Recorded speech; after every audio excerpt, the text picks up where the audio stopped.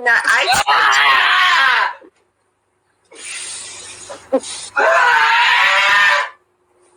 Hey guys, welcome to Jay Today. Please subscribe if you're not already. So it was quite a weekend of John at the cottage, being him. Apparently he says he's sober, he's not drinking anymore, but I think he kind of proved that wasn't correct. Since it was like a 3-day bender with 12-hour lives, 9-hour lives, even though he can't get on Wi-Fi, but he manages to get on Wi-Fi whenever he's allegedly on something. Though he still says he's not, though we all know that he is, but he has his day job now, apparently, that he didn't go to once, as we all saw, because he was basically online constantly on his Wi-Fi that doesn't work when the hags want him to go on their channels, which is quite convenient. So anyway, what started all this was Jules is out of the club. She's gone now. She's now an ex-hag.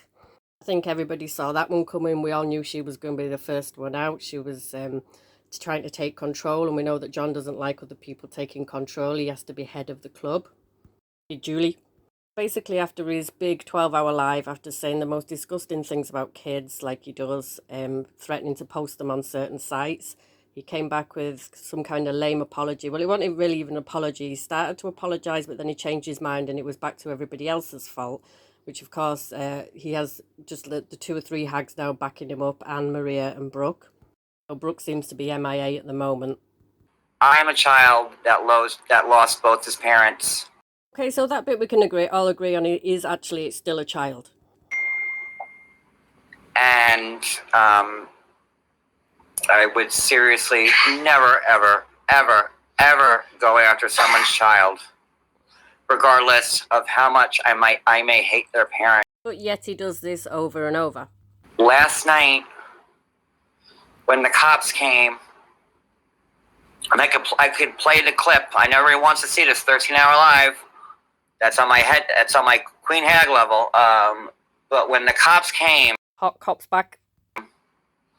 You can see the look on my face because you guys, everyone knows our house and you know where the windows are and stuff like that. You know, I have a window right here, right there, and I'm staring at a window directly in front of me. I don't even know if you could see it, but there's a window right there too. So you've got 2 windows in the cottage. There too. And all of a sudden, I saw a cop staring at me at this window and another cop at the other window. And I was scared shitless. And I don't know if it's from like what Dee did to me. It's always someone else's fault. You know, again, I had to reiterate that we live in a resort town. And the cops here are all like interns who just graduated high school. It's like summer jobs. They're not like trained police. It's like an internship. I don't even know. Right, Cody? I don't know how to explain it. These are kids going on. This is the peak tourist time. We have 50,000 people here. That's why I can never get on Wi-Fi. It's why like my phone barely works. Except for being online all the time, and your phone always rings when I call it. You know, and I'm not making excuses. I said what I said. He's always making excuses. But now I'm explaining why. That just set me off the edge. And them continuing to use my own police department to harass me, sent me over the edge. I think as it would anybody. So anyway, it went on for about another 7 hours, how it was everybody else's fault and not his fault about the things he said about kids and the 12-hour rant, even though he has a day job now, which apparently you don't go to on a weekend over there, even though I thought with it being a resort town, that would have been the busiest time when you're a carnie, but apparently not in Johnland. It looks like he only worked 1 or 2 days, if he even worked at all, because they were both wasted all weekend up till like 12 o'clock the next day most of the time. He was even screaming at his subs at points to send him cash app so he could go get cigarettes, and some complete moron actually sent him money and he'd go out and buy cigarettes. Cody had come online for a bit while he went to the shop. Whoever's sending him money for cigarettes, what the F's wrong with you? Like he keeps saying, he has a day job. Anyway, so we're going to take bets on who's the next out of the club. Squirrel Girl's gone now. It's complete ex-hag, completely turned against him. She's now doing 24-hour lives about how much she hates him and dragging him constantly, which I don't really watch, but good, fair play to her. Big Julie, now I don't think she's going to be out of the club yet, because when they come homeless in November, I think she's going to be first choice to go live with her and the cats and the skinny husband.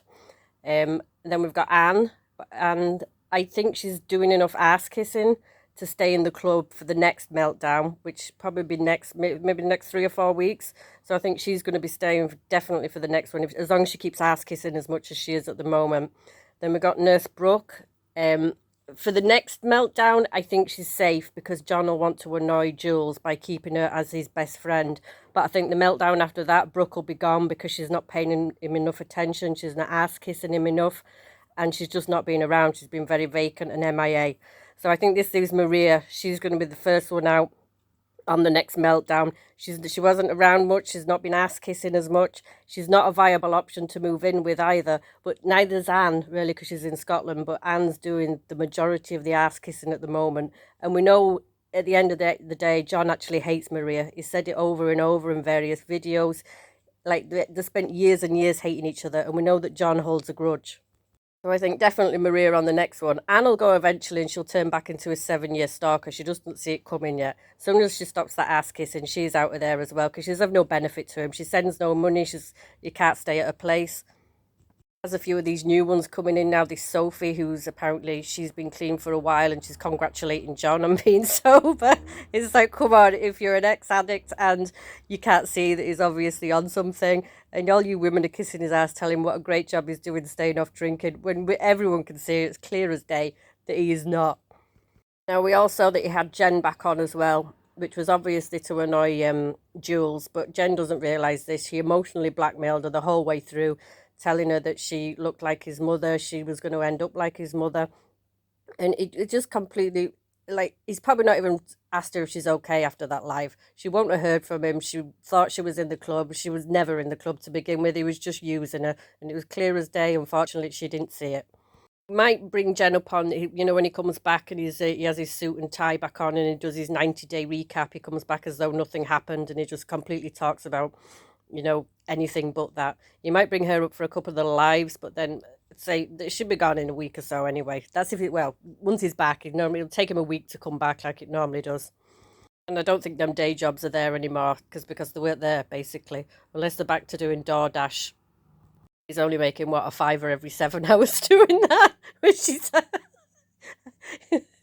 You see my shit shoveling job probably doesn't seem so bad now, John. I'm taking the piss out of it, but at least I make more than $5 in 7 hours.